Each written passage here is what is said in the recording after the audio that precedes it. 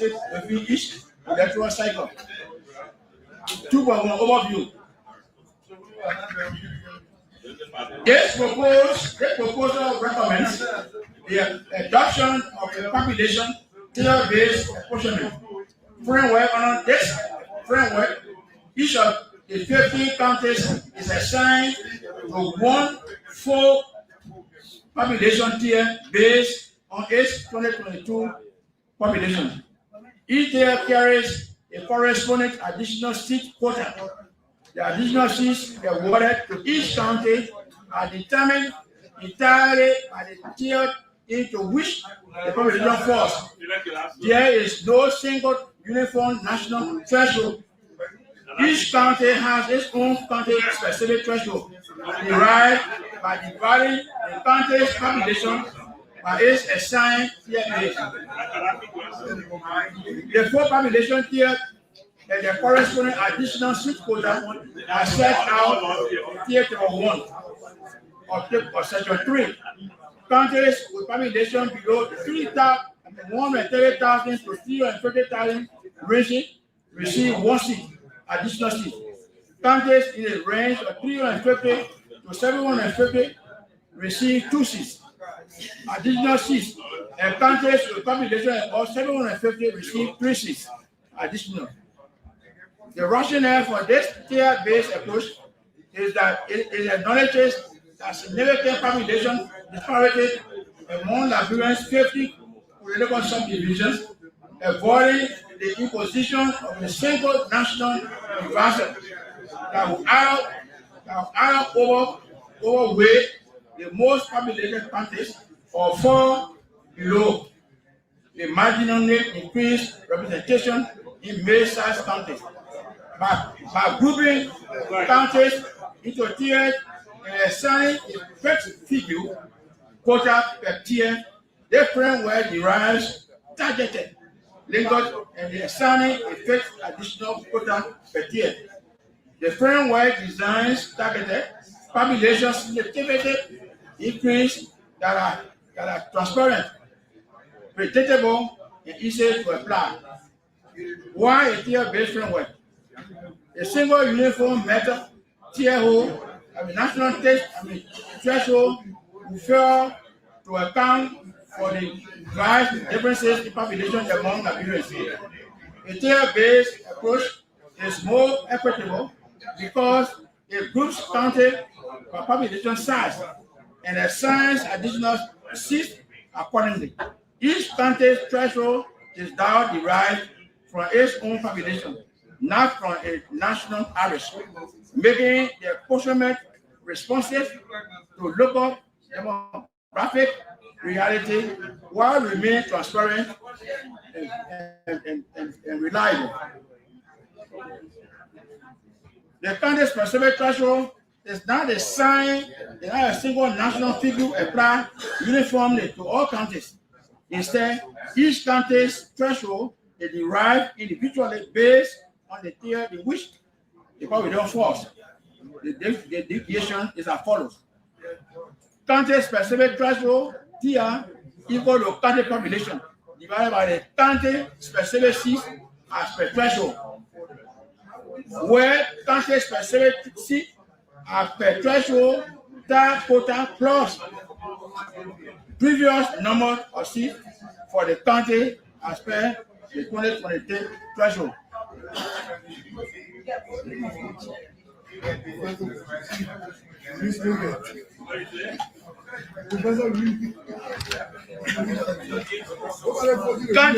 Counties the same divided to all counties regardless of their size, producing outcomes that either overwhelm or underpopulated counties or fail to deliver meaningfully increase to mid-sized ones.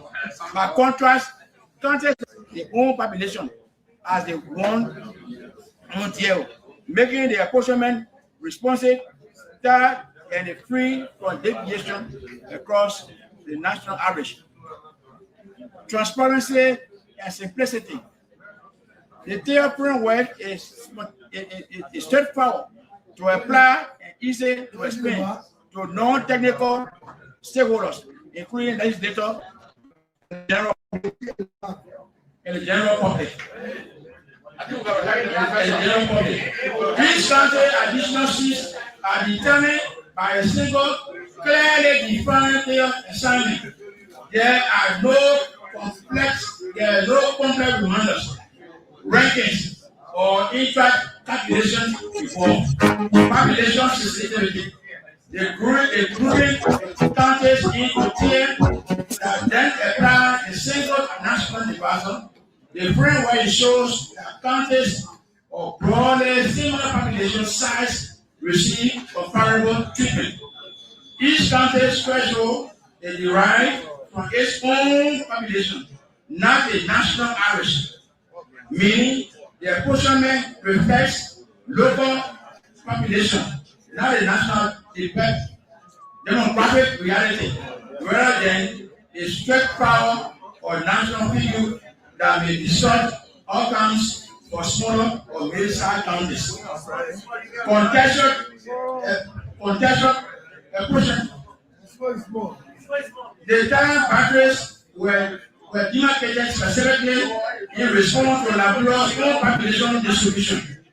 The fourth year reflects the actual clustering of county population are reviewed by the 2022 National Population Center, making the framework a product of Labour's own demographic data rather than an imported or extremely prescriptive data. No regression persists unless the method that can cause the county to lose seat. When the total seat count increases, the database framework guarantees that no county receives fewer seats than it currently holds. Additional seats are strictly dated to feature that strengthen the practical acceptability and constitutional soundness of the response apportionment. The following tables below the four results of applying the population tier base additional framework to the 2022 national population data for all 15 counties of the Republic of Labrador. Table 1 sets out the population tier, the demarcation, and additional quotas, quota per each tier. Table 2 shows each county's tier assignment, current seats, additional seats, and proposed total seat count. There is no uniform national threshold. Each county's threshold is strictly specific, derived by dividing that county's population by a assigned tier. Table 1, population tier, assigned like additional seats. County below 130,000 population has no additional seats. From 130,000 to 350, 1. From 350 to 750, 2 seats. 750 above, 3 seats. One county. Bonnet County has 133,750. We account for 2.5% of the population. It has 1 seat. So, corporate seat and Bonnet are 4 seats. Bonnet have 467,561. They account for 8.1%. One country has 2 seats. 2 seats, making additional seats 9. Bapolu has 95,955.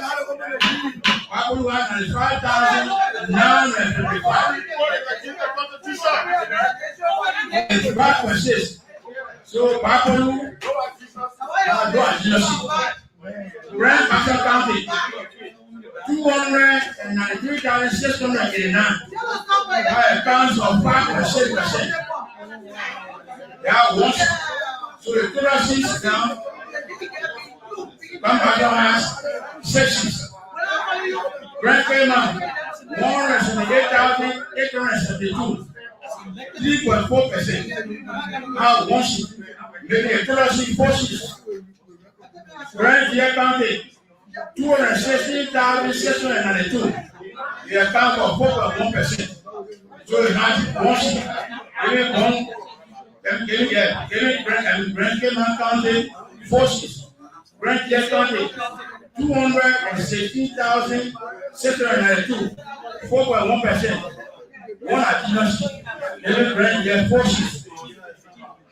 Grand Blue County, 109,242.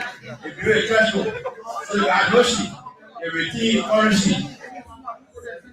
Local County, 309,367,326, 7.4%. 2 seats. Making local county 7 seats. Marketing County, 304,946, 5.8%. And 1 seat.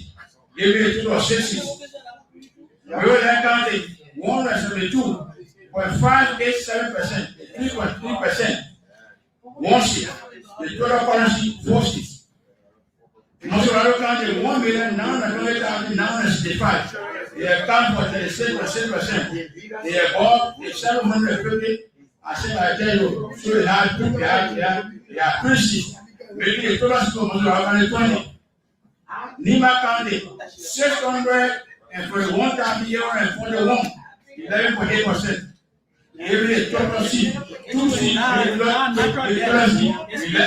11 seats. River says 9,891, 1.2%. So the those seats. Shadow County, 151.149, 2.1%. 1 seat. So Shadow had a total of 4 seats. That report not pass. Montserrat County received 20 seats. A net increase of 3 seats from 817 seats, reflecting its extraordinary population share of 36.6%, and its placement in the above 730 program. Even at 20 seats, Montserrat goes to a 2.5% of the housing of the seats, against 36% population, indicating that the constitutional minimum seat flows of similar countries necessarily moderates vote popularity. There is a constitutionally acceptable and democratically understood trade-off. Nima County has 11.8% population. Receive 11 seats. Receive 11 seats. 11 seats. 4 counties, Grand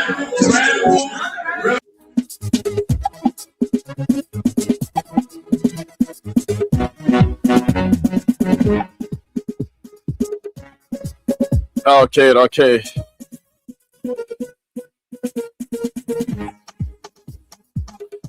Pleasant. Good morning from Odious Congo Town in Minerva, Liberia. Welcome. This is another very, very fascinating and informative edition of the Today Show right here on Spoon 107.5 with the time 20 minutes on the flip side of 8 o'clock. My name is Yekezi Zubel with this presentation. And of course, we are here once more to talk the issues that matter to the growth and development of Mama Liberia. We have a full menu for you. Our plate is very, very filled. Is full to capacity this morning. So we be playing host to the political leader of the Democratic Justice Party for a few minutes, and that will be via the telephone line. And we will also, look at some of the trending issues in the country, especially with what you just heard from Romeo Kuya in Sano County District number 1 representative, reading a specialized committee report recommending that some counties, based on the 2022 census report, some counties be increased. The electoral districts in some of the counties be increased. Some counties, seats were just left like that. Others were increased by 1. Others were increased by 2.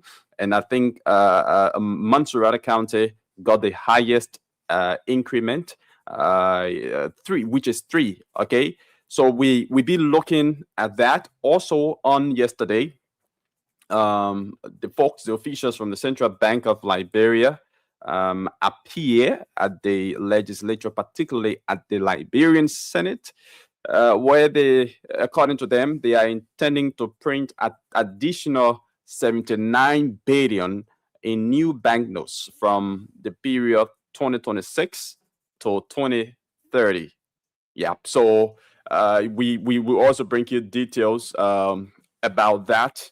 And another interesting but sad story, has to do with a 30-year-old woman, being sent to 30. Yes, yeah. So she's been charged. She's been charged with manslaughter in connection with the death of her fiancé. So she's not yet been sentenced, but she's been charged with manslaughter in connection with the death of her fiancé. Most often we hear news about domestic violence against women, but also it happens against men as well. Just that most often men don't report their cases, but of course the issue of domestic violence is vice versa.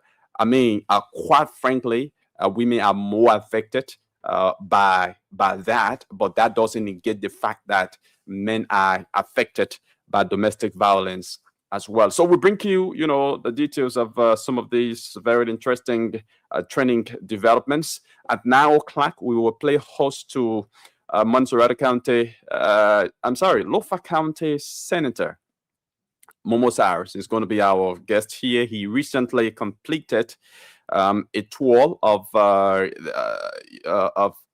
county, the first phase of his tour of the county, inspecting projects and as well dedicating projects. He's also the head on defense and security at the Liberian Senate. We talk about the Guinea border situation, which has been a topical issue in the country of recent.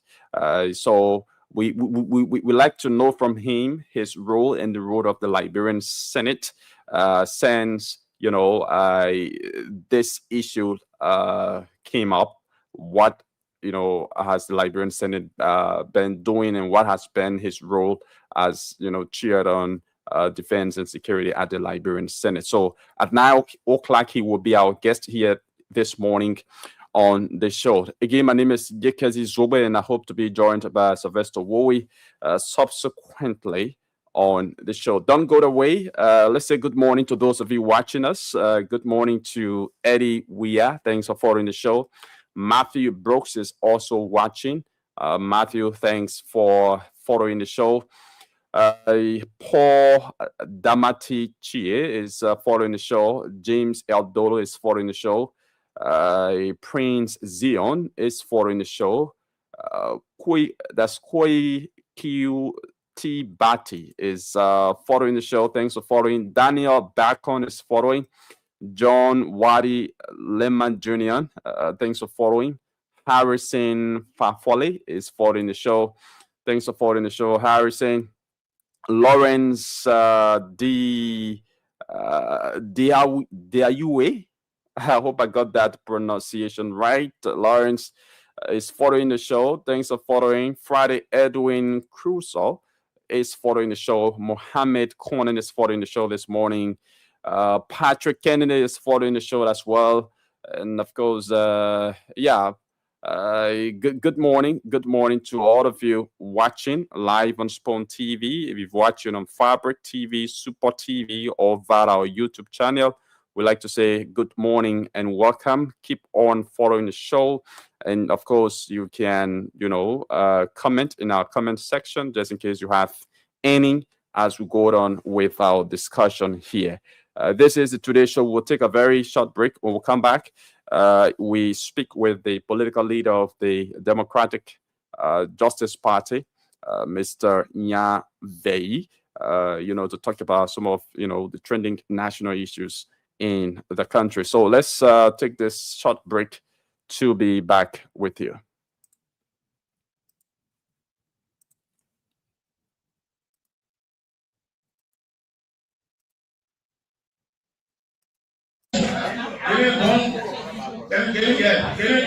Brentman County forces. Brentman County 216,692, 4.1%. One addition. Brentman forces. Brentwood County 109,242. If you a threshold, so you are no sheet.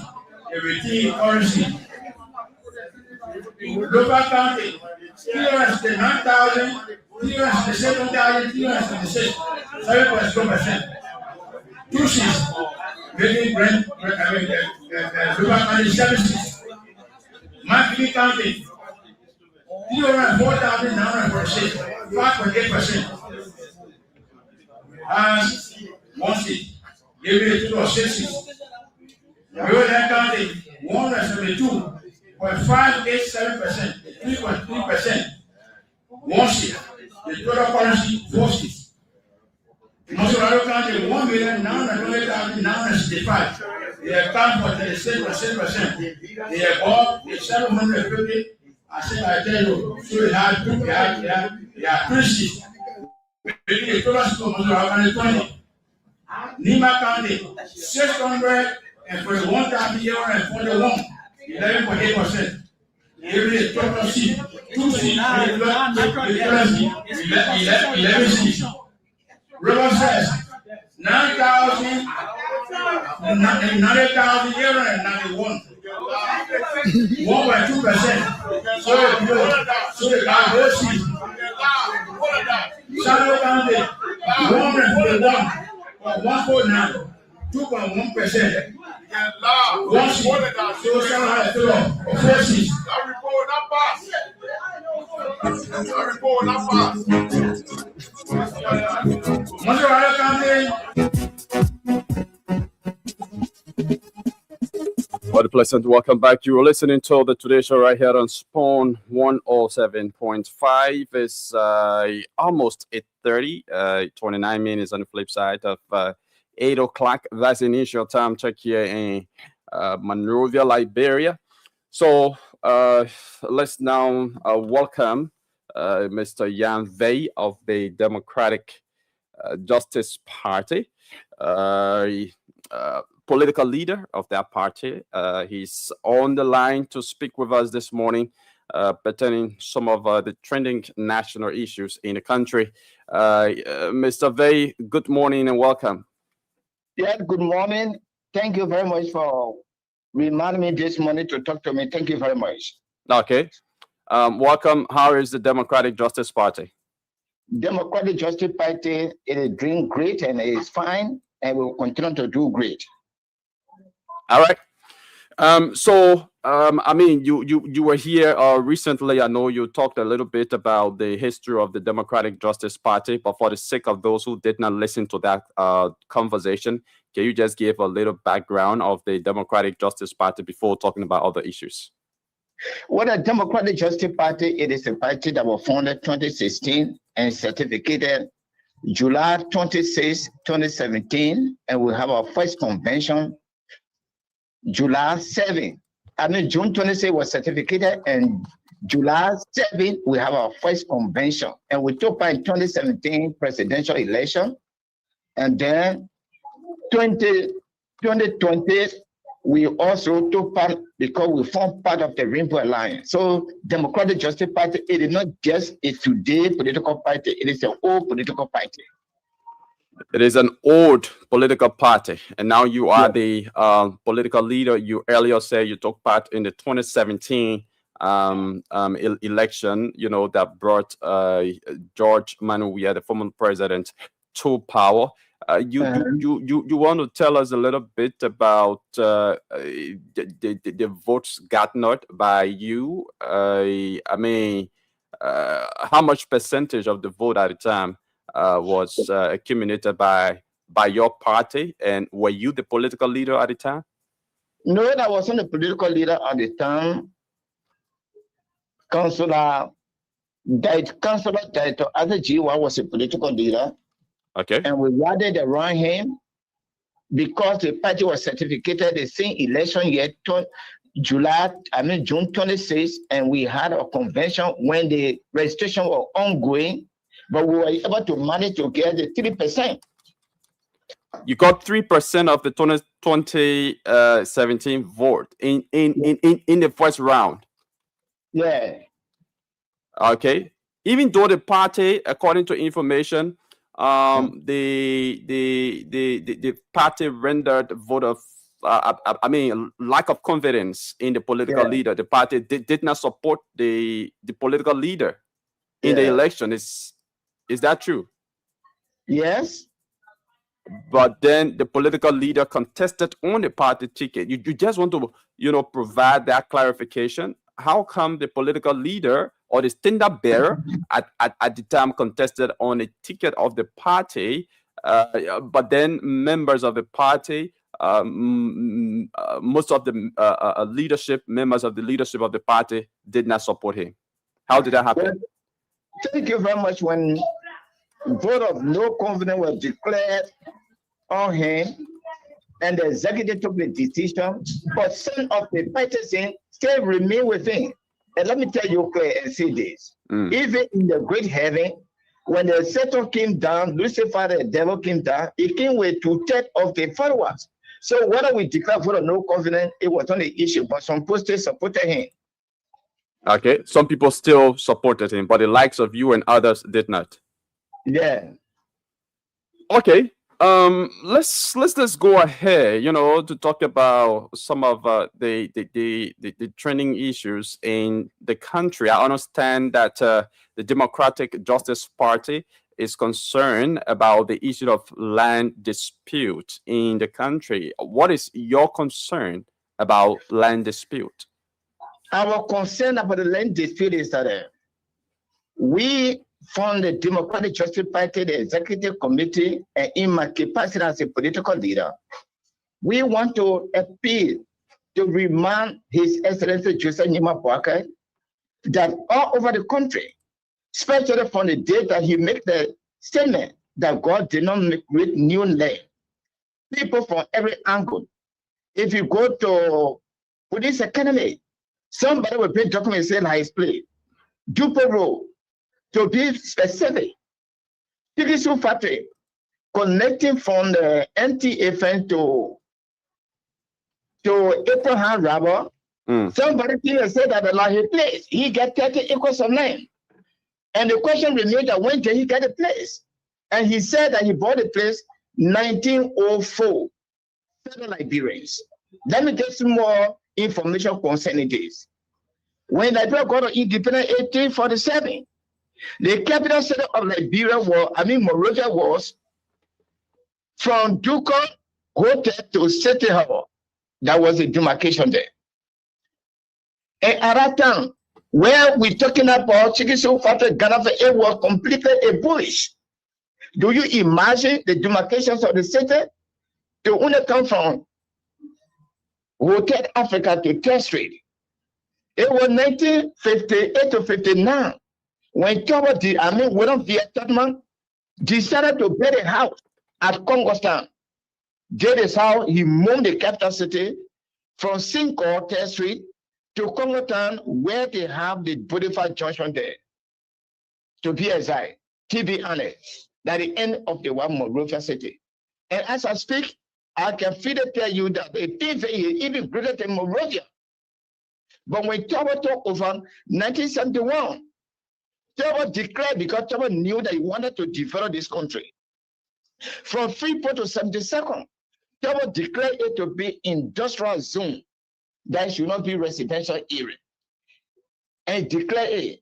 Now, that is why you see car factory, you see onion factory, chikisu factory, battery factory, shoe factory, even FPRC.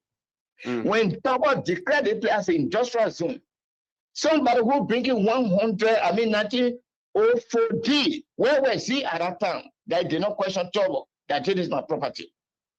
But when Tobo was overthrown in 1980, people knew that there was a government then. They decided some people began to build their houses. Now, one of the sticker issue is, let us go to the judiciary branch. When the probate court was established in Liberia, that people bringing D dating 1904 and probate at that time. We also got to question that. But we are trying to appeal to His Excellency Jota Nyuma Parker to also put immediate halt to all of the land issue in Liberia. Let it be administrative. It will not be legal. What do we say that should be administrative? The land at that time, people used to take a stone in their hand and chunk it wheresoever it would drop. There is one lot. So it will go without method. You will notice that even the 30 acres I talk about, it will come from NTFN all the way as far as the second. Now another thing. Mr. V, when you say that land matters shouldn't be legal, shouldn't be settled by legal means, but administratively, what do you mean? You just want to expand further on that? Okay, thank you very much. We use the word that the land issue to be administrative. We are talking about land that it is dated beyond that time. We're not talking about the recent land issue. We are talking, for example, as I mentioned about 1904 land. Where were these people when people declared this freeway to be industrial zone? Why they never raised the issue at that time? When talking to power, and I use the word should be administrative. People have built and constructed buildings and have been living in this area for more than 40. Some people been there for more than 50 years. They were the born their children, their grandchildren, and the government inside a benefit in generating revenue from the people. Now, for example, Abraham Rubber, they pay taxes to government. So around the world, people that pay taxes. The LEC, the buying current, water bill, government is generating fund. But you got to pay 1904. What have you done for the government to benefit from it? But Mr. V, I haven't still understood, your statement that land matters should be settled administratively, not legally. So by land matters, by you saying land matters should be settled administratively, you just want to clearly tell us what it means. Okay, I want to clearly tell you that when we're talking in this content that it should be settled administratively, we are talking about people who bring out 1890, 1800D, 1887D, 1905D, 1915D. These are the people I'm referring to, that the actors should be different from people who talk about land today. But you buy your land today, that probate, we know that probate could exist at this time. The actor is different. That is the issue that we are talking about. Okay, so you are saying those who bought land scores of years ago or many years ago, their land matter shouldn't be settled in court, but rather it should be settled outside the court. outside the court administratively. For example, 204, 1904, it is 120 some more years. Okay. 120 some more years. And people are living in this place, and government is generating funds from these people. And where will these people go at this time? Just imagine the example I gave to you from MTFN to Abraham Rubber compound, even beyond. These people, thousands of people that are living there. So today, what I say, it must be set administratively. You know, we elect a leader to make a disaster decision in the interest of the masses. The law was made for man, but man was not made for law. That what I say should be settled administratively. Nobody make a law. The law is made for man, but man is not made for law. So we should look at it and see it. If you take all these people from there, where do you think they will go in your own right mind? Okay, but you have a political ambition. You want to be president of Liberia.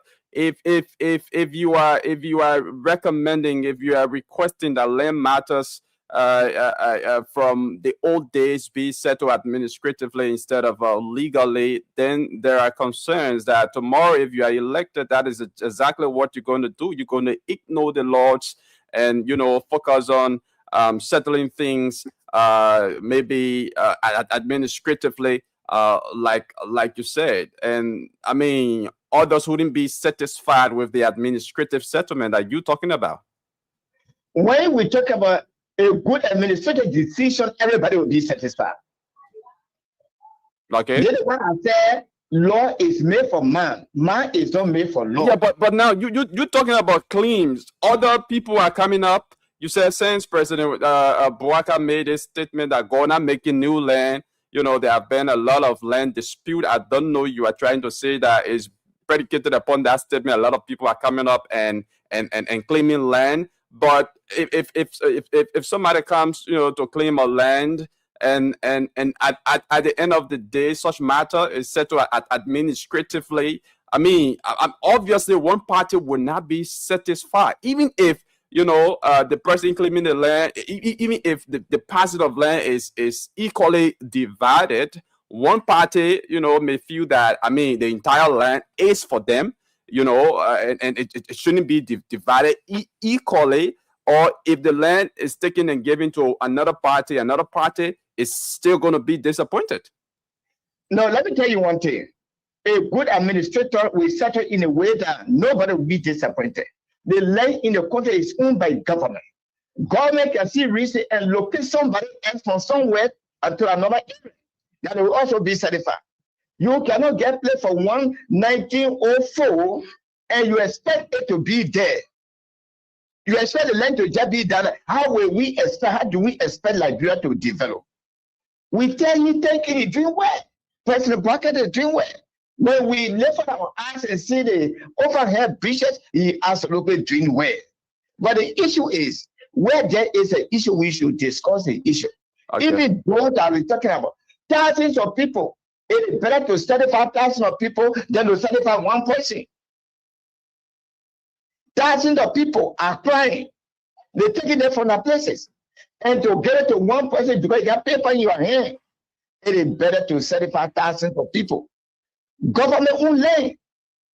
That government look at administratively and sometimes and locate some people to somewhere else because it is negligent on their part. You can't get pieces of land and then more than 120 years. You have not done nothing on it. And people who are doing something on it, they are paying taxes to government. And we are using these taxes. That's what we are talking about. 75,000 people, then to 71 person. Okay. All right. So thank you very much. But I just want to quiz you on other issues just before you take leave of us. The House of Representatives is, considering increasing electoral districts across the country. As a matter of fact, a specialized legislative committee presented a report that was driven by updated population benchmarks. That is a 2022 census report. And they are saying that, the 73 electoral districts in the country should be increased to 16, with various counties, benefiting additional seats.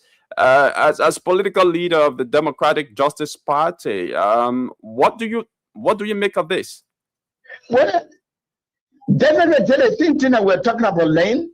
If we were happy now, five like that have 3 counties. At the end of the day, we have 9. From now, we have 13. From 13, we have 15 counties. That means we still need to have additional seats. That is why we say it's better to certify 1,000 than to certify 1. You get about, for example, District of District 17. It is overpopulated. District 4 is overpopulated. And we need to increase the numbers of the district. So the representative of the district will have easy control over the people. We support it. You support it? Yeah. The Democratic Justice Party support that. Support that we should have additional seats. Okay. Yeah. But having additional seat comes with additional expenditure on when in our budget, we be paying additional 16 lawmakers huge salaries and benefits, and this is the government that is looking for money, to undertake different projects, looking at other priority issues in the country. Let me tell you one thing. Money is in Liberia. When my face appearing to the Spoon FM, I make it clear to the Liberian people that money is just surplus. Money is here. The problem that we have is poor management. Poor management. Yeah, we have silver, we have gold, we have diamond, and the money is in the hands of the foreigner. We have money. One representative car is 45,000. I'm not talking about that salary. Even if we have additional seat, the only thing we need to do to make sure the representative, what they are getting, it should be reduced. No, okay. So you are calling for reduction of lawmaker salaries and benefits if there should be additional seats. We want it to happen that way. Okay. But this is something that Liberians have called for over and over and again. This is something that Liberians have craved for lawmakers' salaries and benefits to be reduced. Liberians have always believed that the salaries and benefits of lawmakers are whooping and they need reduction. But it's just been basically lip service. The lawmakers themselves, they have not been able to do that, and I'm not sure moving forward, the lawmakers will agree to reduce their salaries and benefits, especially based on the procedure that it takes to happen. Okay, thank you very much. Let me tell you one thing. One of the mistakes that we make in Nigeria, and we continue to make a mistake, is a comparison. Comparison, okay.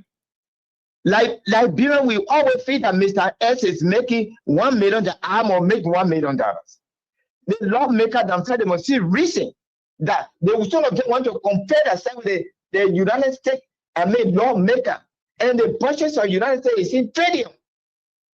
So why should we compare ourselves with them? Let us look at, if we really want to develop this country, we must start from somewhere. Because the lawmaker in Nigeria making 10,000, so the lawmaker here will make 10,000. No. People have their common say, cut your coat according to your measurement. What are we generating? Money is here. If we can properly manage our funding, we can properly manage our natural resources. Money is just supposed to do that. But others are also arguing that increasing increasing, electoral district is not necessary, because the issue of representation, it depends on the one who is elected. I mean, there are some districts in the country that I consider, small, but yet then still, the constituents within that district are still complaining about inadequate representation, lack of leadership from their lawmakers. So one may say, even if the constituencies or the electoral districts are increased, it's not going to bring about any. It's not going to make any significant impact. It's just going to take away, or increase the recurrent expenditure of the government. Let me tell you also this. Those that complain that they blame themselves. We're going to be taken away with bag of rice. There are a lot of good leaders that will reject them. Let us look at examples of Burkina Faso. Abraham Traore, if that guy have contested to become immigrancy, do you think who are going to elect him? So some of our potential people, some of a good leader within the community, because they don't get the electoral back of rice, they can't vote for you. Then when they put wrong person there and they begin to complain, I believe that it is necessary to have additional seat in the house. You consider a leader who topples a democratically elected government as a good leader? Repeat that again. You consider a leader, Traore, a leader who topples a democratically elected government as a good leader? Well, I'm just going to give you examples of what he's doing, not because I want to make a comparison whether he's a bad or good leader. Okay. All right. Mr. V, any other thing you want to say? Because we have a guest at 9 o'clock. Any other thing you want to mention before we take leave of you? No, the only thing I want to mention is continue to appeal to the president of this country, His Excellency Joseph Nima Parker, that our people are crying. Every community you go now, somebody get paper in your hand that you have 30 acres of land, 100 acres of land, threatening the life and the life of the people, which it is done good singular for us. That is why we from the Democratic Justice Party, we want for this to be done administratively. Let us invite all those that are claiming that they have their land. 1904, 1905, 1890. Where they been? What have they done on their land? Government is the custodians of the land. If somebody build land and say get 30 acres, government can go to Kakatan and look for 30 acres and give it to them. Because we don't want to give 30 acres to somebody and you are not doing nothing on it. That government will benefit, citizens will benefit. Example I give it from Chikisu factory. Churches around in this community, they get a mosque, they have school, that they are educating our children, developing this country and the mass of the people. Government is a custodian of land. It is an owner of land. Let government see it reasonably and consider that and put water to that and do it administratively. Those that have land 100 plus, they never do anything on it. They come at this time, government can get the Kakatan highway and purchase 30 or 40 land and give it to them. Government have the power to do that. And I want to make it clear that law was not made for man. Man was made for law. Man was made for law. Yeah. And what's the interpretation of that? The interpretation that the same man who said yesterday that shall not do the same law can turn around. Okay. We can turn the law around. That Mr. Essen, you bought the plane 1904 and you did nothing on this day. At this time, we will transfer you. Government will give you even 50 acres of land somewhere else because you are not still prepared. You get a place, you are not prepared 120 years. Coming now and tell people who are prepared to develop the country to say if you want to take from there, law can relocate you from that end. They do what they call administrative decision. that everybody will be satisfied. You would advocating for 30 acres. If government give you 50 acres because you're not prepared, I think you accept that. But it's better to see the interest of thousands of people than to see the interest of one person. Okay. And we are appealing to the president to put what to all of these cases in the court concerning land from that point. All right. Thank you, Mr. Yan Vei, the political leader of the Democratic Justice Party. It's been a wonderful time having you on here this morning. Thank you too. All right. Okay, so folks, that's it. The political leader of the Democratic Justice Party calling on the government, particularly the president, to settle certain land matters administratively rather than, legally. And he's specifically talking about folks who are coming up now claiming land, from the, 1800s, from maybe 30, 50, 75, 80 years ago. Land have been there and they have not been doing anything on it, and people have already settled on those lands, and now they're coming back to say they own the land. Is saying that the government should settle such matter administratively, by either relocating the area instead of removing the thousands or hundreds of people who have been residing on the land, who have been paying taxes for the land they occupy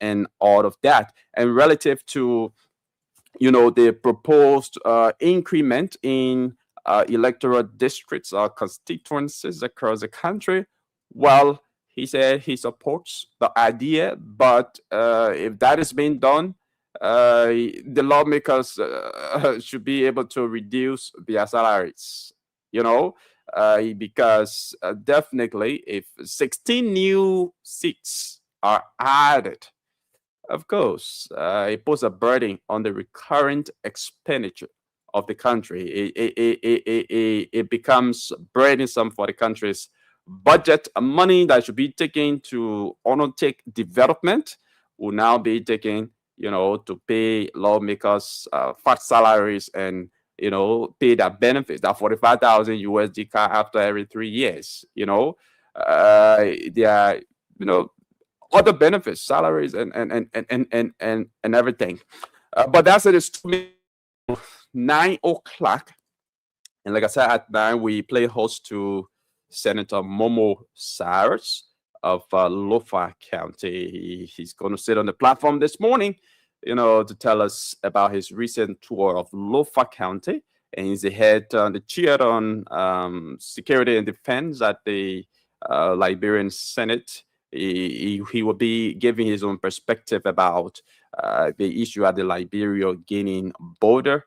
What does it make of the approach taken by the government, and what has been the role of the Liberian Senate or of his committee in trying to resolve or address this issue.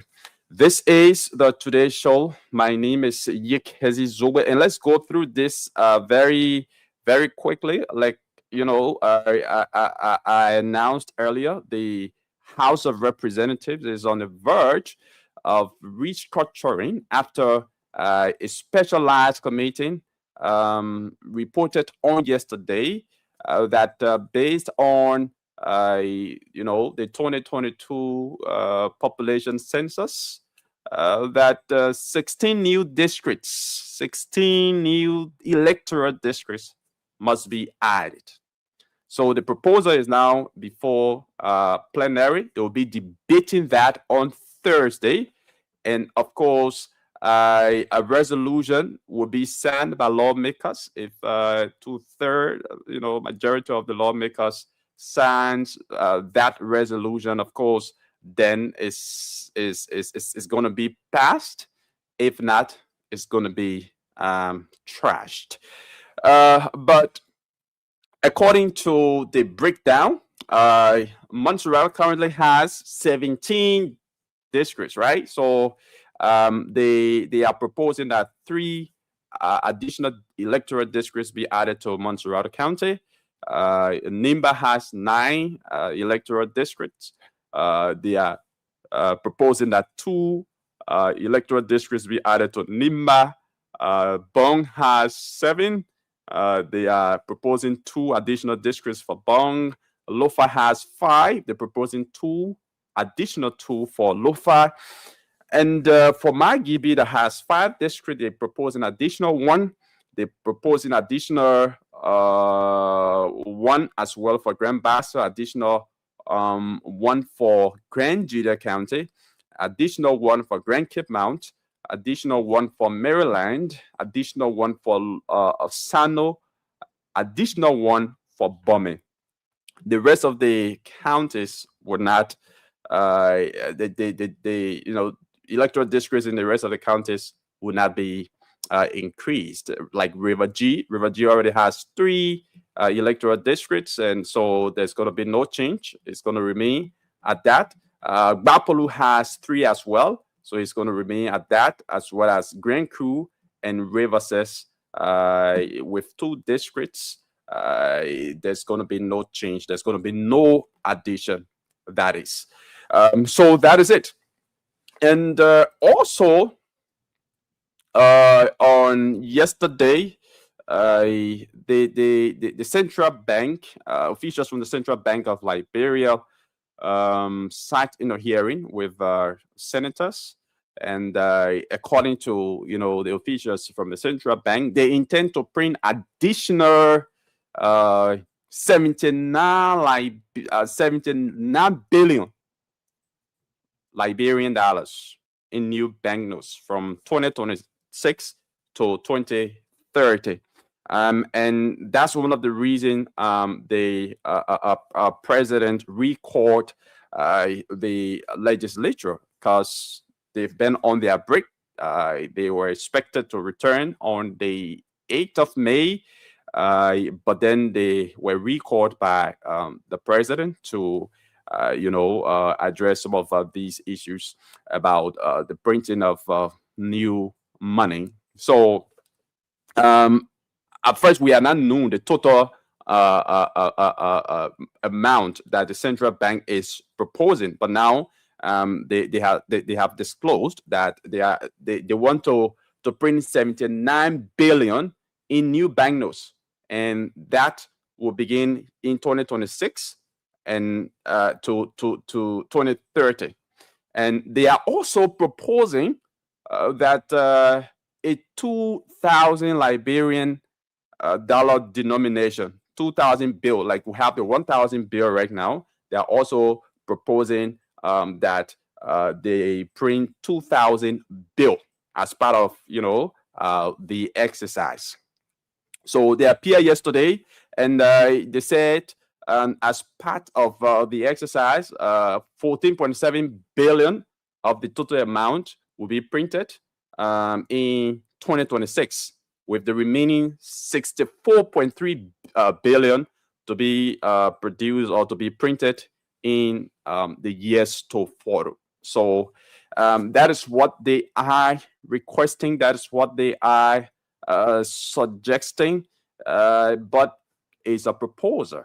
And of course, the legislature has got to approve that before they can go ahead with that exercise. So, folks, that is it. We'll take a very short break as we await our guests here this morning. Sylvester Wowie is also here. I don't know why he's not in the screen yet, but let's take this short break. When we come back, we open the lines to hear from you. What do you make of everything that we've said here?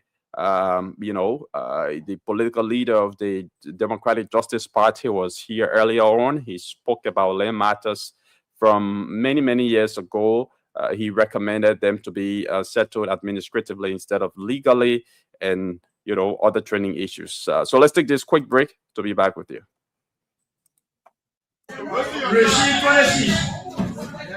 A net increase of 3 seats from 8.17 seats, reflecting its extraordinary population share of 36.6%, and its placement in the above 720 program Even at 26, Monterey goes to a 2.5% of the housing of the seat against 36% population, indicating that the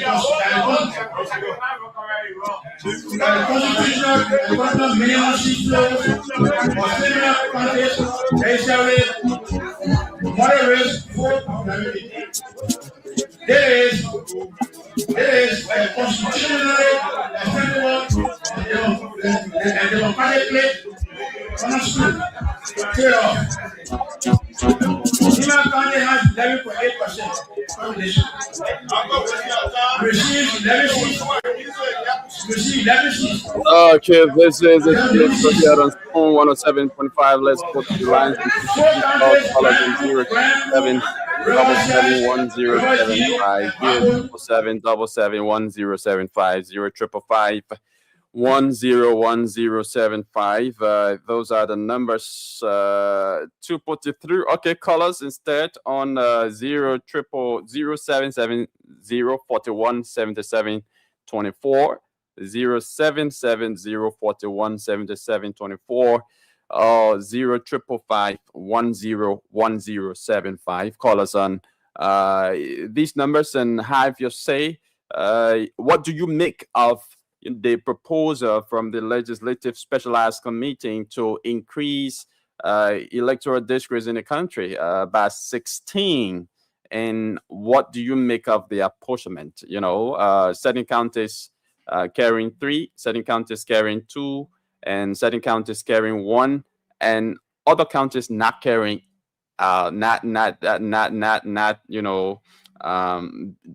being increased. The districts in other counties not being increased. What do you make of that? Let's go to the line and speak with this person. Good morning. Your name and where you join us from?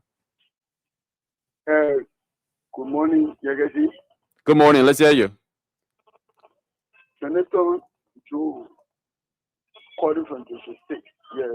Jordan Joe, let's hear you, please. I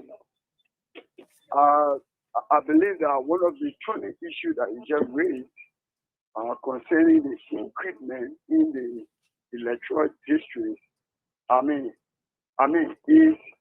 is worrisome. They will put huge recurring, just along the word use the current expenditure. They will put huge burden on the government and create more suffering for the Liberian citizens. So I think even though districts are established, that they are representing, what is their representation? And what have been their own contribution to those districts that they are proposing additional districts and only in few counties. So I think it is unnecessary. Thank you. Thank you very much. 0770417724 0555 101075. Don't call us on our hotlines. Call us on this alternative line. For those of you Orange subscribers, call us on 0770417724, and for No Star is 0555 101075. What do you make of the proposal from the lower house to create additional 16 districts in various counties? Let's speak to this person. Good morning. Your name and where you join us from? Thank you very much. For the benefit of the listening public, my name is Maja Vani Besekoma. I'm a member of the organizing committee of the National Independent Movement for Baka Nibo. Okay. I'd like to first of all use the opportunity to appreciate the lawmakers for being magnanimous operating in terms of the law. Okay. Because the constitution is clear that when there's a growth in population, there will be new demarcations.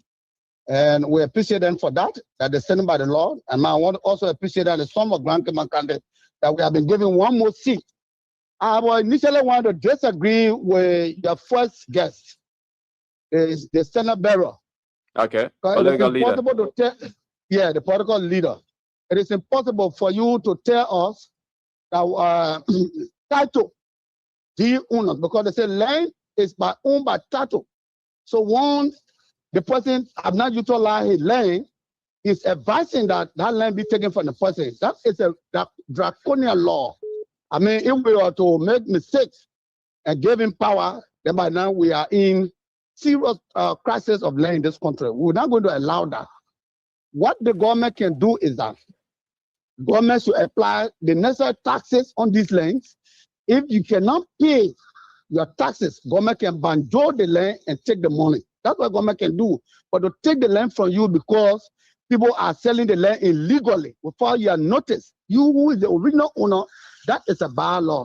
So I think his statement was that people who owned land in the 1800s, 1847, 1867, 1944, but those land have been there, you know, especially in the middle of the city, and people have occupied the land. They've lived there for many years. When the actual owners are now coming, making claims, his call was that the government intervenes administratively instead of legally, and he recommended that, you know, those people be relocated instead of you know, removing hundreds and thousands of people who are already occupying the land. That is exactly what he said. You see, comrade, I mean, I'm saying the certain that he will make such statement as a political leader. Okay. Wanting leader to lead this country. Let me tell you what is happening. Now, if you are saying that those lands, people who may, because of the war, were being affected negatively of the war, they left the country, maybe for the past 15, 20 years, they have not come, and would-be criminals have sold the people land, so the legitimate owner of the land should be relocated. I think in my mind should be, let you talk with the government should relocate those who illegally bought those properties to a new location, not the people who owns the property. Some of those lands were owned by family, not owned by the people, were entrusted into their care because their great-grandparents have passed away and they left the property with them. It's not their property, they can't sell it. For me, I'm a fireman. In Kenya, we don't sell land because the land is not our property. Thank you. So Thank you. That advice is bad. Thank you very much for the opportunity. Thank you very much. Let's talk to another person here. Hello, your name and where you join us from. Hello. Okay, we lost that person. 0770-41-77-24, 0555-10-10-75 are the numbers to put you through. 30 minutes on the flip side of 9 o'clock. Let's speak to this person. Good morning, your name and where you join us from. Good morning. And I also thank you and praise you for permitting me. I'm Mr. William L. Dogan, calling from Territory, Montserrat County. Yeah, Mr. William, let's hear you. Thank you very much for the hours and time. But I have something to say to the Central Bureau who just make that statement. In case those days, my daddy was opportune of buying property, and right after he passed, or my granddaddy, and I don't have the opportunity at the time to develop it. I also get right to go to just straight into the property and sell it off to other people. That law he's coming out is not genuine. It's not real. The government should even listen to him because that Central Bureau will point to see he will damage the country. Because recent business that other criminals are trading into other people's property, selling out of arms, weapons. When they know they come after, they run after you to get rid of you. The government have been seeing it. People marginalizing on other people's rights, chopping them with colors. Even the one I'm seeing, they chop on a police commissioner before. He killed out Mr. Garner. You think those things are right in this country? Then he come again when you see nothing, open your guys' mouth to do more wickedness. Thank you for the time. That's why I have my contribution. Thank you. Right. Thank you. Thank you very much.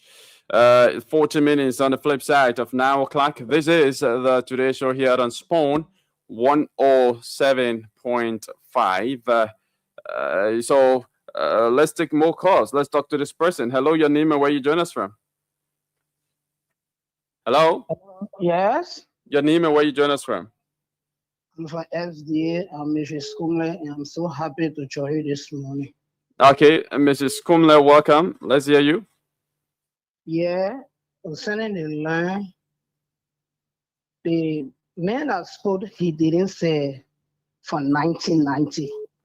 Because the other man that spoke and said he was fireman, he's speaking on 1990. But that is fine. So you want to tell me since 1944, where were your children? Or where were you? 1944. We are not talking about 1990 because 1990 working people flee this country and other people, administrators, are taking care of their property and selling. So we are not talking about that. But the man is speaking about 1944, 1924.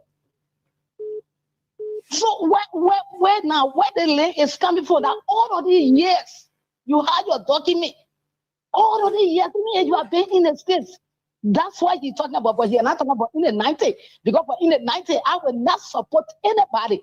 Because people fled the place, people gave their property to people, and other people begin to misuse it.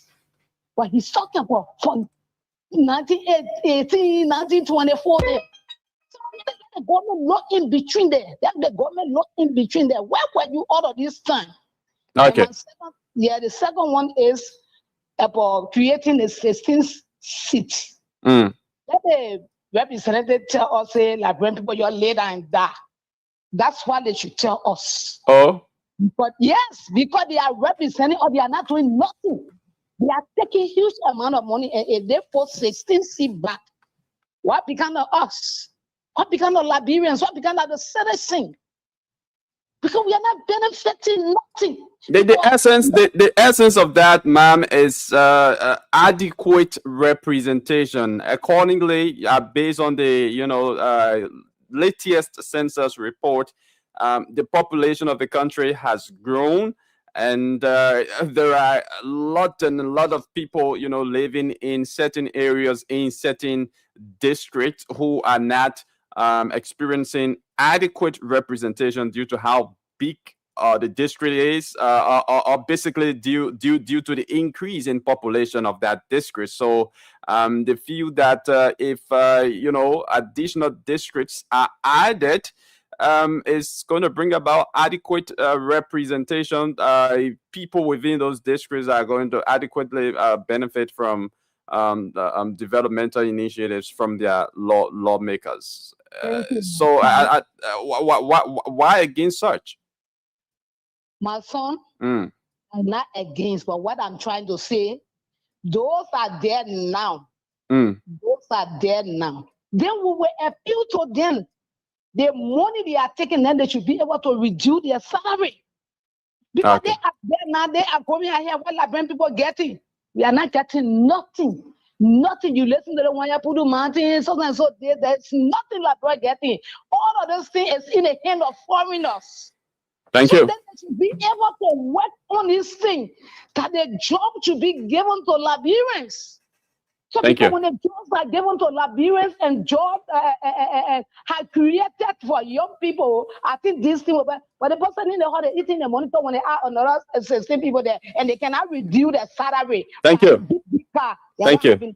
So thank you, my son. Thank you very much. Let's talk to another person. Good morning, your name and where you join us from. This is Johnson calling from Corway. Johnson, let's hear you from Caldwell. Thank you so much for the topic on our discussion.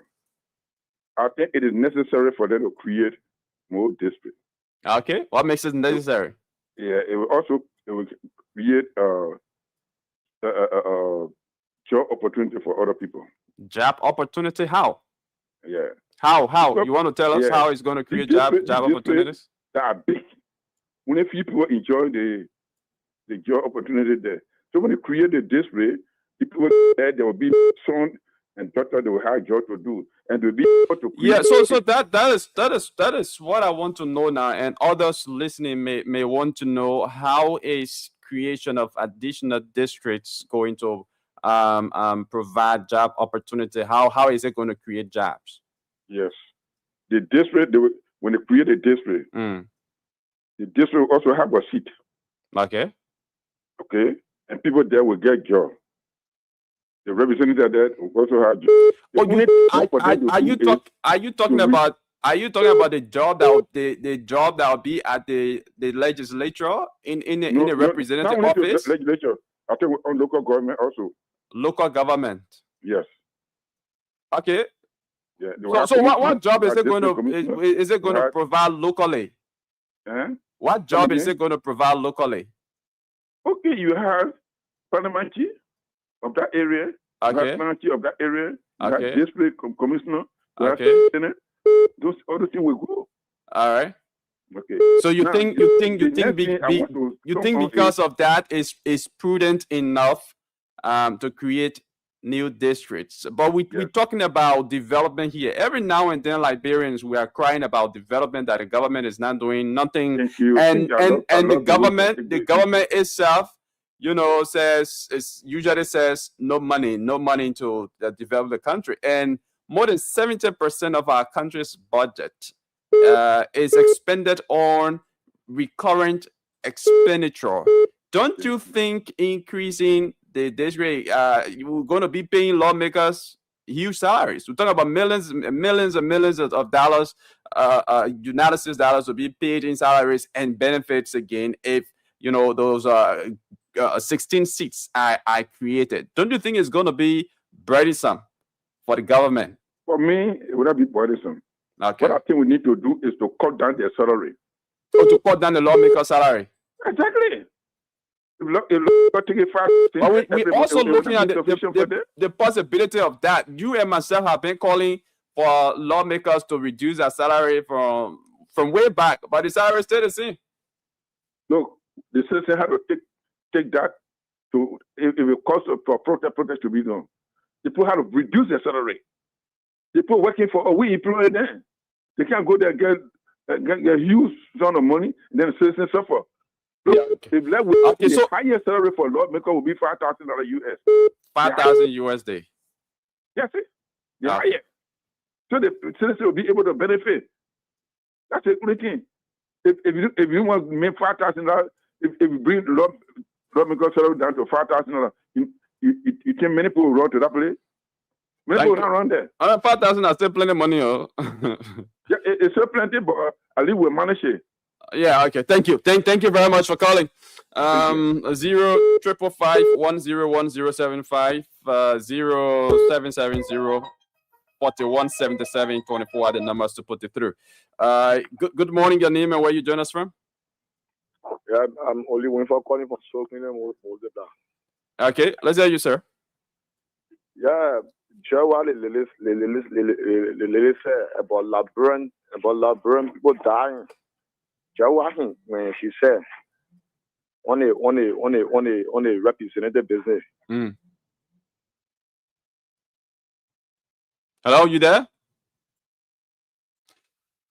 Okay, we lost that caller, folks. We are getting worse that the Honorable Momo Cyrus will not be available as promised. He had promised to be here this morning as our guest at 9 o'clock, but we are getting worse that he would not be here. But let me welcome Sylvester Wowie to the show. Sylvester, good morning and welcome. We said good morning, Yakazit, and good morning to our audience followers this morning as well. Okay, let's talk to this person on the line. Good morning. Your name and where you join us from? Good morning. Yeah, your name and where you join us from? Alphonsus Brooks, and I'm calling you from around the Johnson area. Yeah, Alfonso, please go ahead. Yeah. So the issue about additional at the legislature, I don't look at it at the point of job creation, all of that. What I see is representation. Like for example, I live in district number 1, Marquis County. That district is huge. Anybody can go to district number 1 to hear people saying, or you see that district number 1 is from all the way around Fender area going to all Naked Junction coming to Brothers B. Harvard was Wagon. It's a very big area. So if we can have that district divided into 2, I think the representation will be okay. And this issue about lawmakers taking new salaries and all of that government budget, this has always been the case.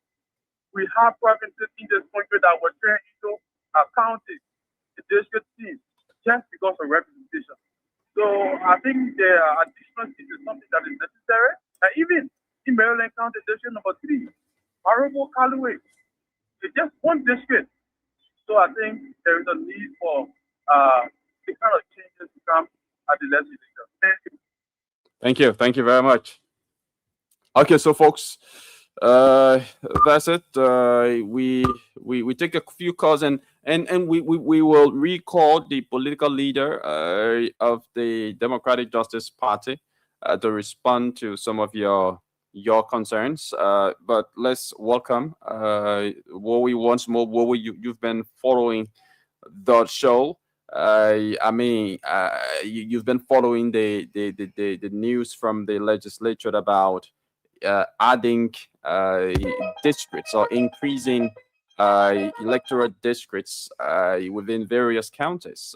What do you make of that proposal? Is still a proposal yet? Something to be debated on tomorrow, Thursday, and signatures will be required to sign a resolution of if 2/3 or if majority of the members of the legislature signed on to their resolution. Of course, it's going to be passed. If not, then of course it's going to be trashed.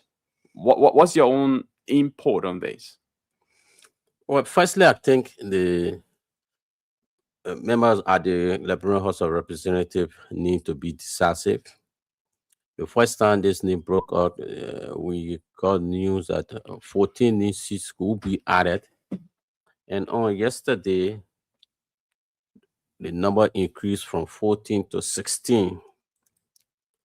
And what is disheartening about this entire thing is the current performances of our lawmakers.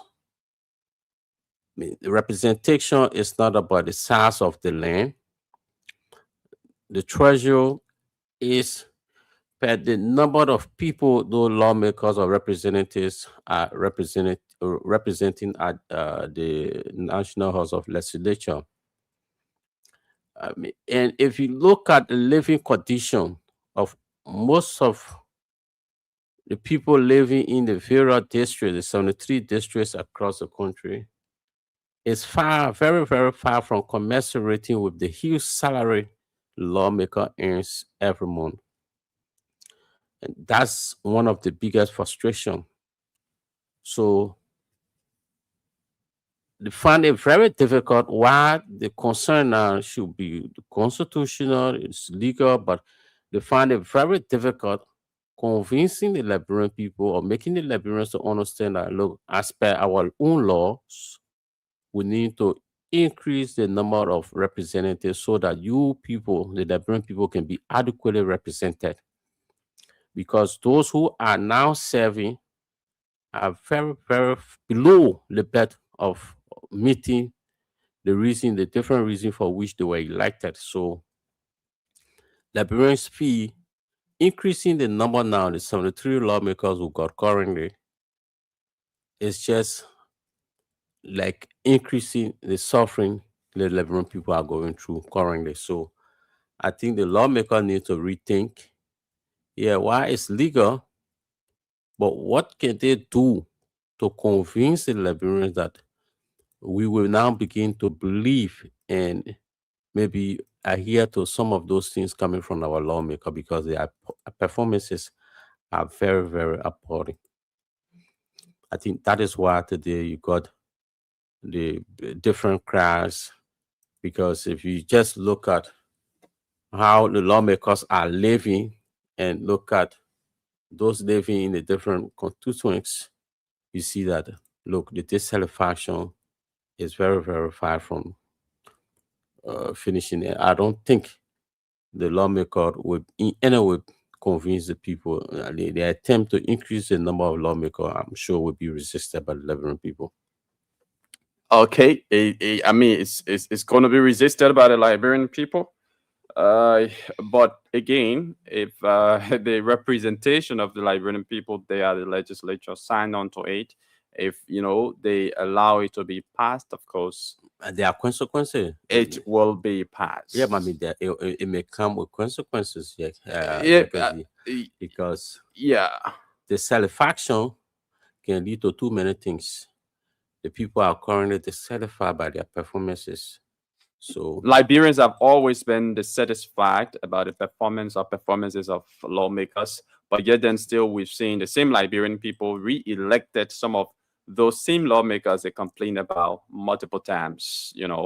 and especially that decision being a collective decision, even though according to a report, a resolution will be signed, and they're going to vote on whether to pass it or not. And lawmakers who sign onto it or who consents to that will be new. But I'm not sure Liberians actually vote lawmakers based on such decisions. Not. I don't think many Liberians. I don't think Liberians should be equally that. punished I because think they are voting the wrong people. Ignorance. The reason we had 14 years of bloody conflict in this country is because people were dissatisfied, and many of those who took gun during the Civil War was utter ignorance. People say, oh, the man is mature enough to know what is good for him or not. No, we don't need to judge our people by that. Our politicians continue to take the advantage of our people ignorance, and this is why you see too many dissatisfaction in this country. So until we learn to do the right things, we just find it very, very difficult moving forward. Okay, so let's play you this excerpt, this video footage for those of you watching. When the representative of district number 1, Sano County, Romeo Kuyal, was making the presentation of the Special Legislative Committee report regarding increment or increasing electoral districts in various counties. So let's take a listen to this.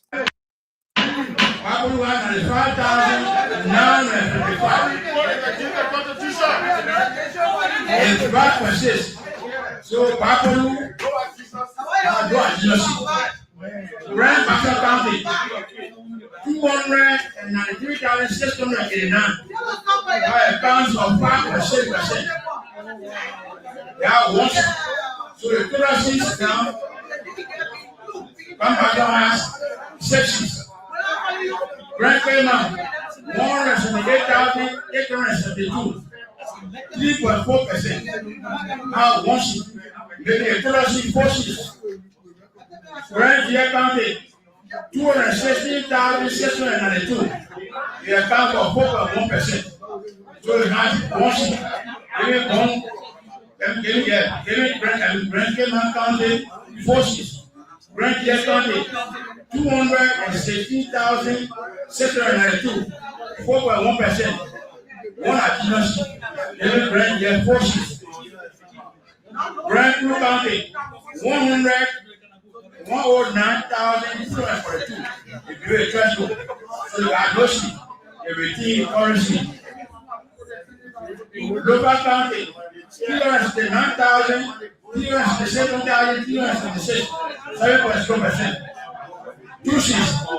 Making local county 7 seats.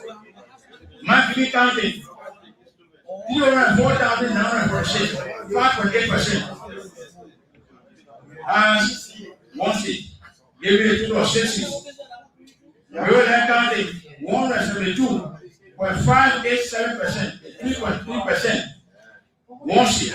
The total currency, 4 seats. Mosquito County, 1,920,965.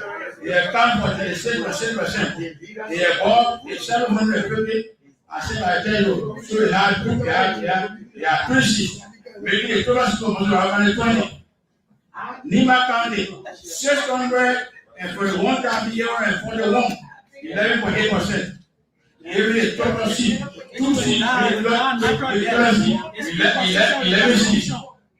River says 9,891, 1.2%. So the Cowboys seats. Shadow County, 141.149, 2.1%. 1 seat. So Shadow had a total of 4 seats. That report not pass. Mosquito County received 20 seats. a net increase of 3 seats from 8.17 seats, reflecting its extraordinary population share of 36.6%, and its placement in the above 730 program. Even at 26, Monterey goes to a 2.5% of the housing of the seats against 36.6% population, indicating that the constitutional minimum seat flows of similar countries necessarily moderates vote popularity. There is a constitutionally acceptable and democratically understood trade-off. Lima County has 11.8% population. Receives 11 seats. Receives 11 seats. 11 seats. 4 counties, Grand Blue, Riverside, River D, and Maple, fall below the 130% and receive no recommendation. The House of Representatives should formally adopt the population tier-based apportionment framework as the official electoral apportionment methodology for the Republic of Liberia, with explicit recognition that each country's threshold is country-specific and derived from its own population divided by the assigned tier quota, and that there is no single uniform national quota. Recommendation 2.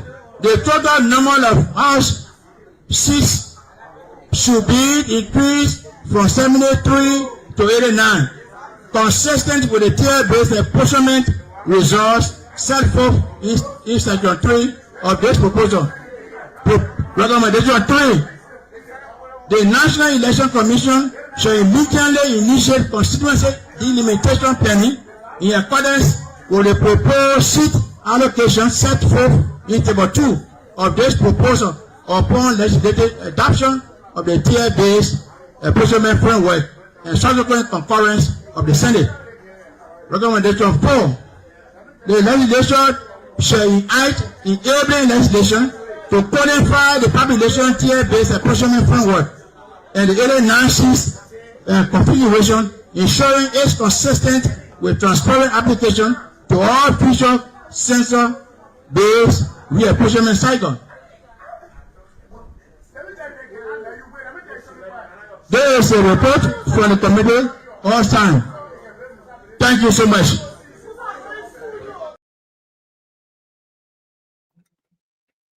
Okay, so that's Representative Romeo Kuya of Sano County District Number 1 reading the special committee report proposing increment in electoral districts across the country based on the latest data from the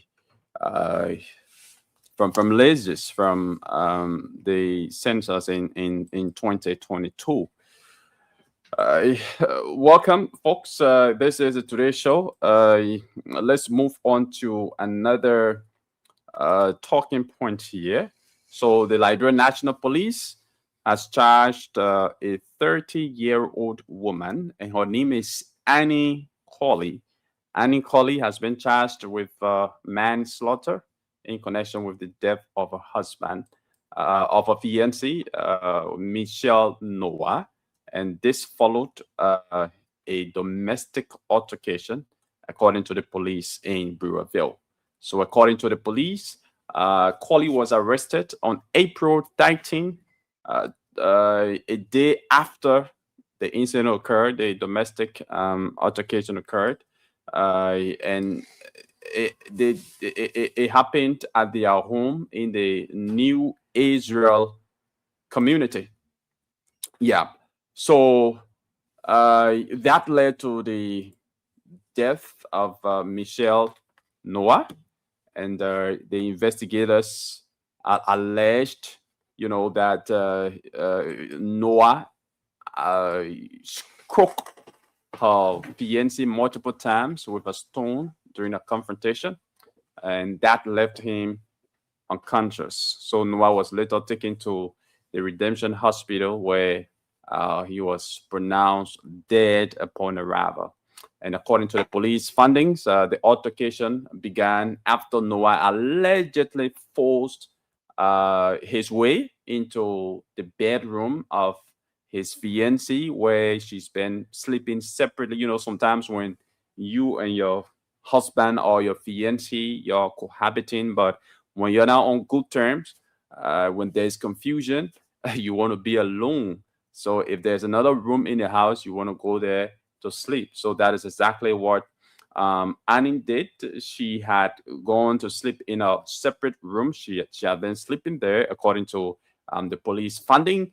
And Noah decided to go there, probably to talk to her, probably to engage her, and all of that. And that is where, you know, the struggle followed after he reportedly pulled her hair, and you know, they had a fight there, and that fight today led to his death. So I was saying earlier that the issue of domestic violence is not only about women. Yes, women are mostly affected by domestic violence, but there are some men too that are affected by domestic violence. There are men who, you know,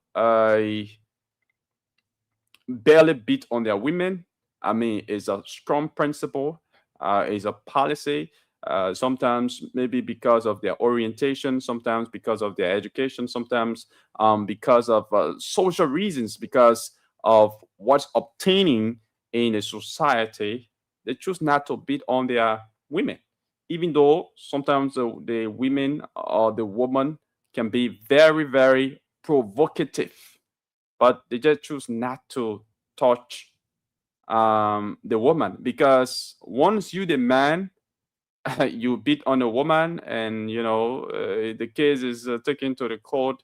I mean, it to the police, it denigrates you, and some people are so some people feel ashamed about that, to be noted as somebody who can be woman, you know, or to be noted, or to be known as somebody who uh, violates his wife or his fiancée or his girlfriend domestically. Some men are ashamed of that, but then the women of those men usually take advantage of, you know, the man's principle, or the man's decision not to put hand on her, not to fight her, not to beat on her. Most of them, they take advantage of that, and you know, they will assault the man. They will end up even forcing a fight with the man. They be so provocative, very, very provocative, just to cause the man to act. And you know, there are some women too who can do that just to bring shame on you. Because for example, you are a renowned person, you are a prominent person in a society, in the community. Maybe you've been like a leader in that particular area, and settling maybe cases of domestic violence, similar cases. And you have a woman who's always provoking you whenever you're going to any kind of confusion. That woman wants you to beat on her, so she will provoke you, and the intention is just to disgrace you, because once you beat on her, she's not going to keep silent about that. She either takes a complaint to the police station, or she either, you know, makes the community dwellers to know that you have beaten on her. And once the community dweller know, and I mean, he becomes shame, because people will now be saying, but the men who can be settling cases, other people cases of domestic violence, other people, men beating on their women, and he himself beating on her woman, and all of that. But you don't know the background of that. So men are also affected by the issue of domestic violence. But guess what? Many of them feel ashamed to complain. Because when you complain, it comes with what? Stigmatization. Like seriously. So if a man and a woman goes into a fight, or if a woman jumps on her, a husband or her fiancé or her boyfriend to fight, and that woman overpowers the man, the man will be seen to get to the police station. If the woman even hurt or injures the man will be seen to get the kids to the police station, because when you get the kids to the police station, the next thing people will be saying is that, oh, well, you say that woman be you? Oh, that mean that a wife can be you, a woman can be him. So people will start to stigmatize you in the community and all of that. And so because of some of these reasons, when women violate their men, their husband, their boyfriend, their fiancé, domestically, most of the men just keep it to themselves. They just keep mute. But for the women, no. They report it. They report it. And once it's now reported, there's no statistic on it, there's no data on it.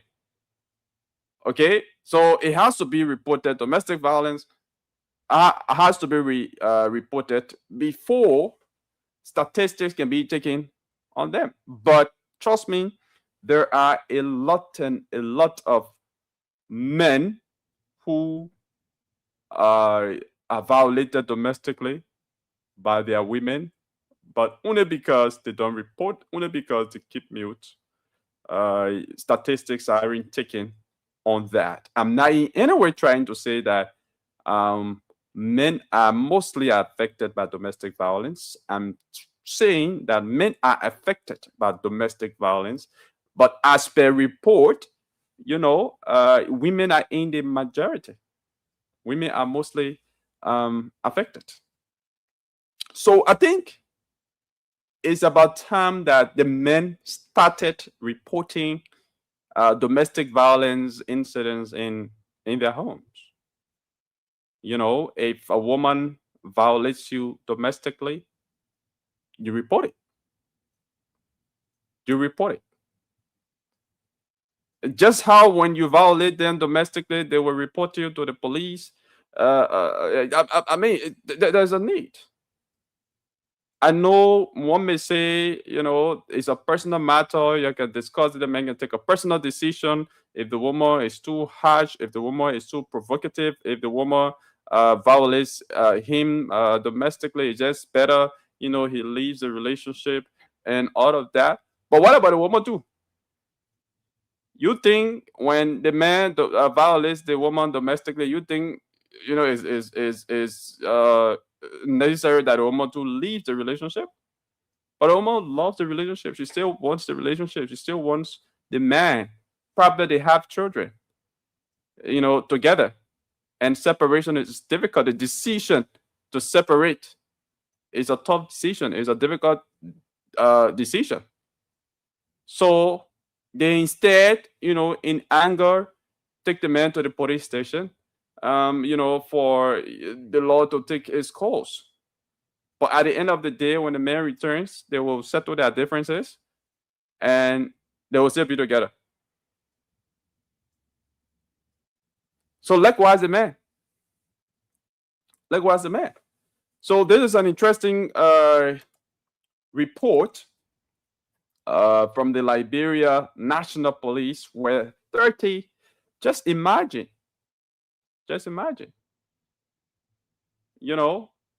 domestic violence resulting to the death of your fiancé.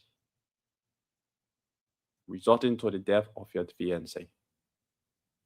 This is actually interesting. And also on yesterday, Bone County Representative Mama Briggs Menza, since the expulsion of Yeke Koloba, there has been reports of lawmakers coming up and saying that it did not sign the resolution, but they are saying, their names being signed before on the resolution, and some of them have distanced themselves from signing the resolution or from the action taken by the legislature to expel Representative Yeke Koloba and out of that. And I mean, at first at the legislature, it was based on confusion like that. Certain lawmakers, said, they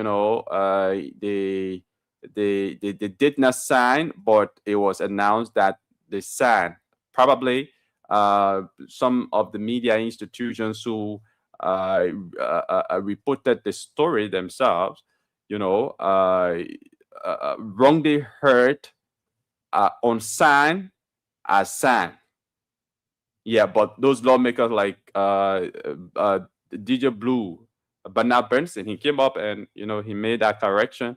And of course, on the resolution, which we have copied of, his name is not signed before. Likewise, Taiwan with of Nimba County, District number 9, except for the representative from Bomi County, Jala, who is still maintaining that he did not sign, but he is seeing signature before his name. He's seeing that on the resolution he signed, and he's maintaining, he's insisting that he did not sign, even though his colleagues, some of his colleagues who signed onto the document are saying that he signed, and they can serve as witnesses that he actually signed. So now the question is, if he signed, why will he, be coming up at this time to say he did not sign? Why will he do that? What is the motive of doing that? To go and sign behind closed doors, knowing fully well that, that document will not remain behind closed doors as per the procedure of the legislature. The names of those who signed on that resolution will be published, will be revealed, in section. Knowing all of that, why would I go and sign on a document, and at the end of the day, I come by, I say I don't sign? But he is still maintaining that he did not sign. I'm not saying he's lying. And as well, I'm not saying the witnesses, some of the lawmakers who are coming up to say that he signed, are lying. I mean, you can judge for yourself in this instance, or in this case, who's telling the truth. Who's telling the truth? The man saying he didn't sign. His signature was forged, because if you did not sign and your signature is there, it means it was forged. So what did it go to do there? And there was also this report that Moiman Brice Mensah did not sign, but she has come up to make that clarification. She has said that, if you bring a resolution to expel Yeke Koloba 27 times, she was signing. So for her, she made it clear. She made it clear. She said she signed. I know some people try running with some sort of propaganda that she did not sign, and they use an old video that was recorded even before this special section of the legislature, where she was blasting at the speaker, talking about this yea and nay votes. Some propagandists try using that video to make it look like she's against, the expulsion of Yeke Koloba, but that did not suffice. She's come up and she's made that clarification that she signed, and she even went she was very bombastic about the attitude of Yeke Koluba at the legislature, and I'm trying to find this excerpt of her when she,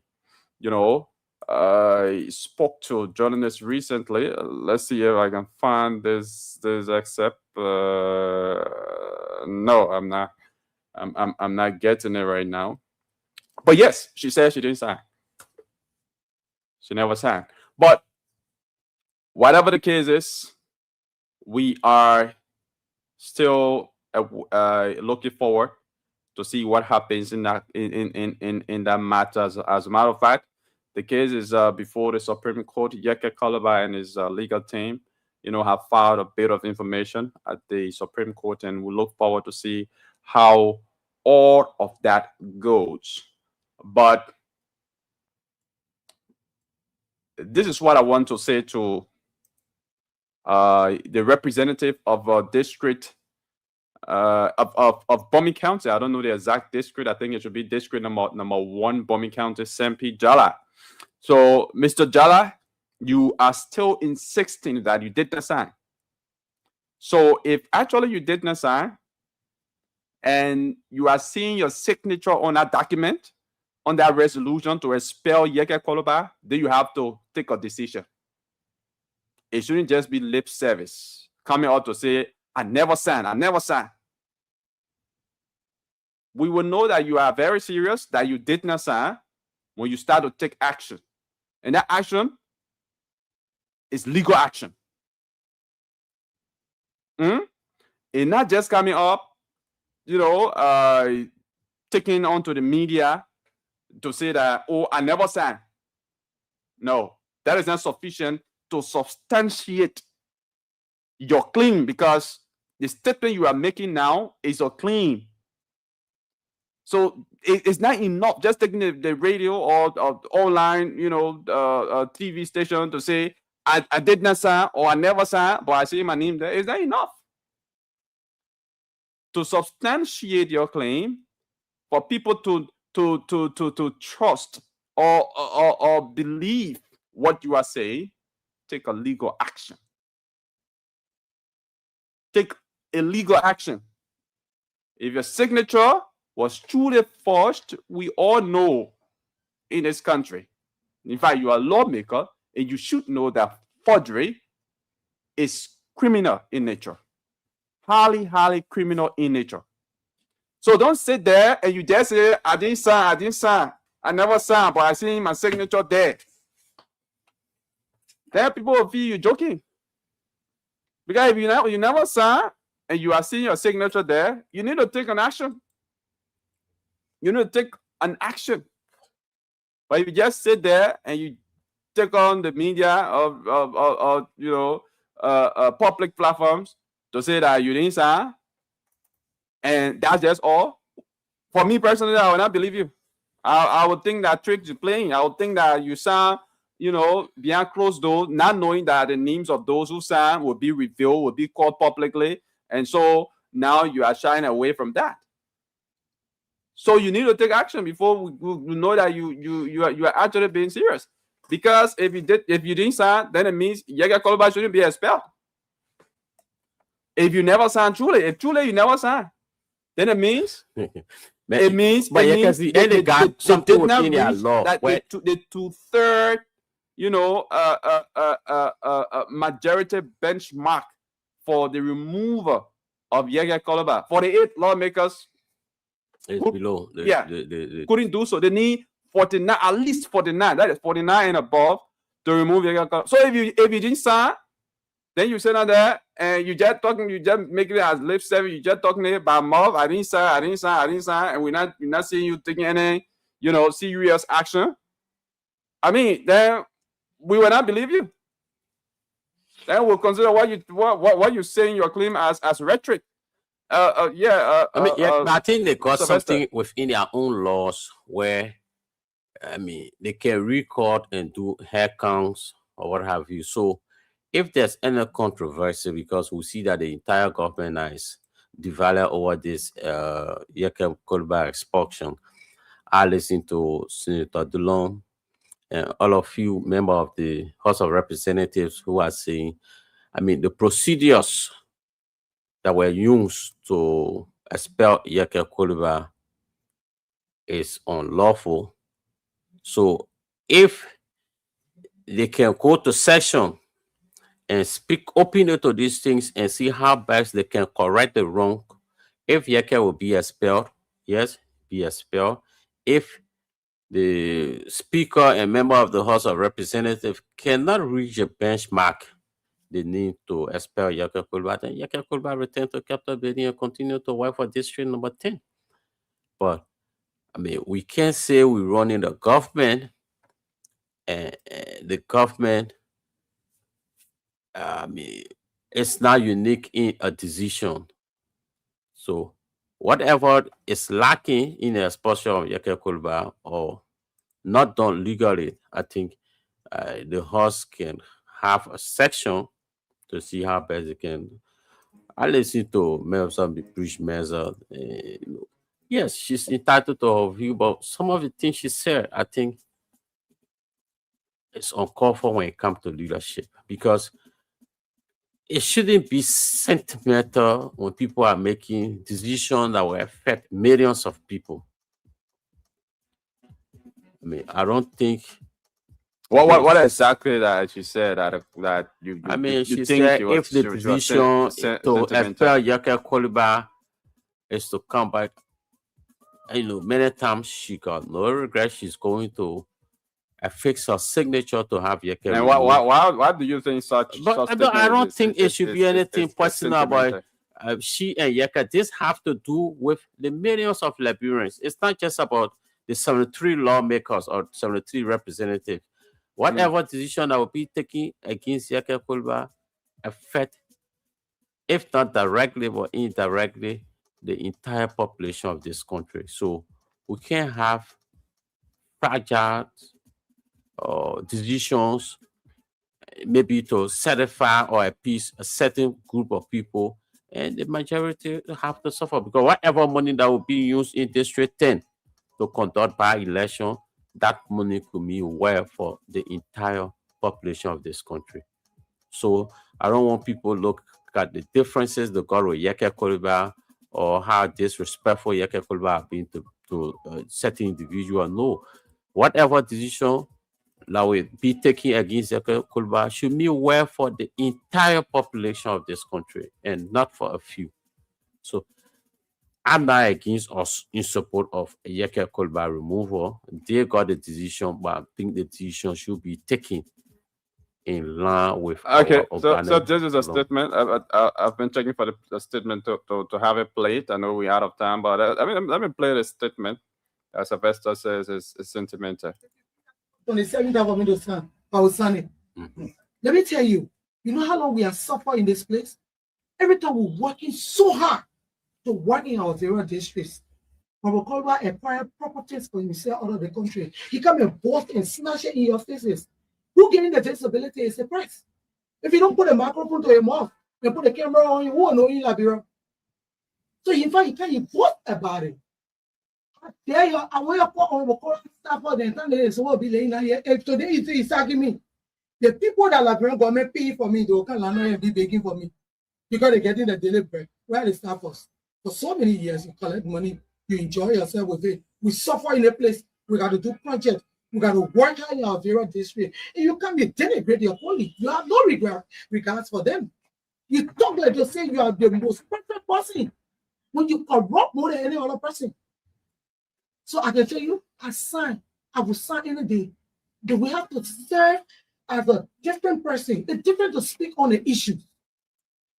Then to just continually, you see, the issue of the Guinea thing was so troublesome. They were worrying people. Everyone also confused here. How can you come and say we're looking for Guinea, the land for Guinea? What were the demographic you use? What were the measurement you used to say the place was for Guinea? Well, look, if people were money, that's another investigation we can do as a country. But I took out to defend the countries. Even ECOWAS, when people may say when they say Liberia, I don't want to know what they're talking about Liberia. Yeah.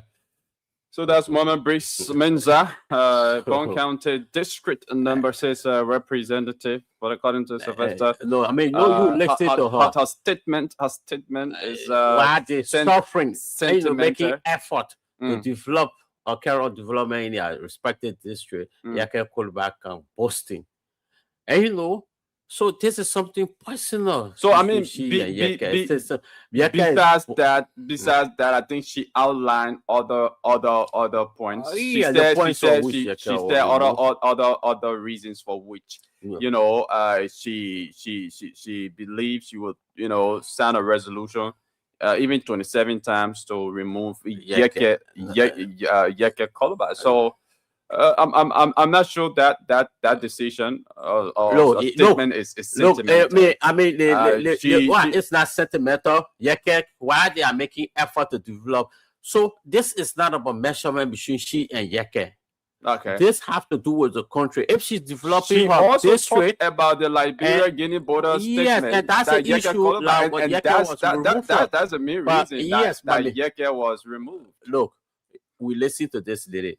Yeke, we know the basic reason for which Yeke was removed. It's almost like I saw Daniel Sano flip-flopping on the government not being involved when he earlier said that's why we will remove him.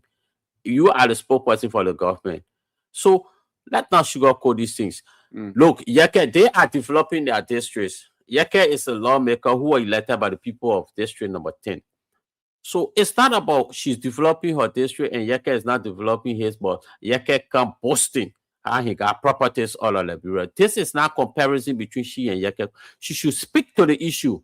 If Yeke Kolba, while Liberians were worried about the border situation in Sonoma, Lofa County, and Yeke Kolba, instead of defending the country as an official of this government, came back and to side with the Guinean against his own country, yes, that's an issue.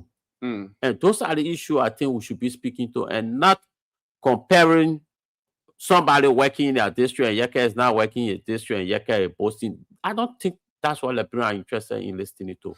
So let us make sure we stick to the issue and deal with the issue. You now all the backgrounding for what Yeke did. I listen to even the lawmaker who visited Yeke has been denigrating the horse. Yes, they got their own rules. They can take the actions against Yeke. They suspended him before. But now the reason for Yeke expulsion has to do with the Guinean and Liberian border dispute. And that is why Liberians want to know where exactly Yeke went wrong. And they should be making the public to understand that. So now when you're in school and if you are an unruly student, if you exhibit unruly behavior in school, I mean there are warnings that are giving you. You are not just automatically expelled from the school, right? They give you warning letters. And not even in school alone, even they suspend you in your place of work, in your place of work, and everything like that. Yeke Koluba had previously been suspended. Yes, because of his attitude. Because of his attitude. Or maybe because of his breaches of his own ethics. Of course. So now that he has been expelled, yes, we do agree that the principle, the main reason, the principal reason Yeke Koluba was expelled has to do with his remarks regarding the Liberia-Guinea border situation. But there are other underlying reasons, that come from his past behavior. And some of those reasons are reasons for which he was even suspended. So it was suspension. If a certain lawmaker, after his expulsion, if a certain lawmaker alludes to some of those reasons, you come and say, she's being sentimental. Look, Yeke, the reason for which Yeke was suspended because those behavior he carried out warrant suspension. Okay. The reason Yeke is not being expelled because it warrant expulsion. Okay. So what matters now is because we got controversy now surrounding the decision that came from the lawmaker. So the lawmaker should be defending those decisions rather than going back